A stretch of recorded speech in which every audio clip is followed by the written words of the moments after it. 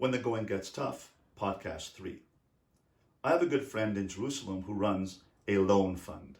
It's a $2 million a year loan fund, which gives out grants and loans to families who try to make ends meet at the end of the month.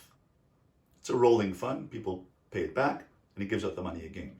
Very dedicated, very giving person. He's a mentor to people. Last week, his car broke down, and he was trying to hitch a ride to the seminary, to the yeshiva where he teaches. People who saw him, and many people who knew him, turned the other way. Perhaps they were too busy and did not give him a ride. He was shocked. I help so many people. Why isn't someone stopping to give me a ride? He said to himself, maybe I have to learn some message or some lesson about using a car. Car, he said to himself, car. What have I done with the car in the past little while that I made a mistake with? And he said to himself, there's a elderly gentleman in synagogue every morning. For the past 2 years, I've been driving him home. I put his walker in the car. I get him in the car, put on his seatbelt, drive him home, go out of the car, get his walker, help him to the stairs, walk him up the stairs into his house to make sure he's safe. And then I get back into my car and go on to home for breakfast and then go to yeshiva. Well, last week I was very busy. And even though he relied upon me for this ride for the past 2 years, I said to myself, perhaps someone else can take him today. I'm so busy, I'm going to be late for my lecture. And he hoped that someone else would take him, but he did not give him a ride. He said to himself, perhaps God is teaching me a lesson about being consistent in my character and my giving. If I take on this responsibility, perhaps I have to be consistent and keep doing it, even if I was going to be late. The moment he had that thought, the second he had that thought, someone stopped to pick him up. He said, this is midah keneged midah, measure for measure.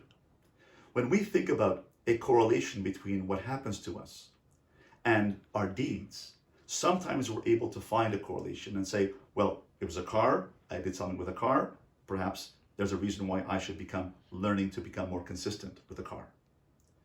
Sometimes I'm not able to find a correlation between what happens to me and my actions.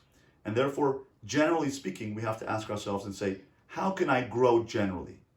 And one of my teachers, my greatest teacher, Rabbi Moshe Shapira, Zecher Tzadik Livracha, said, everybody knows what they have to work on. Every person deep down in their heart knows what attribute, what action they need to work on. And I'm going to share with you a very, very difficult word, a very nasty word. It's even called a dirty word. Now, I don't want you to repeat this word. I know I'm a rabbi, I'm a psychologist, and a lawyer, but I'm going to say this word only once.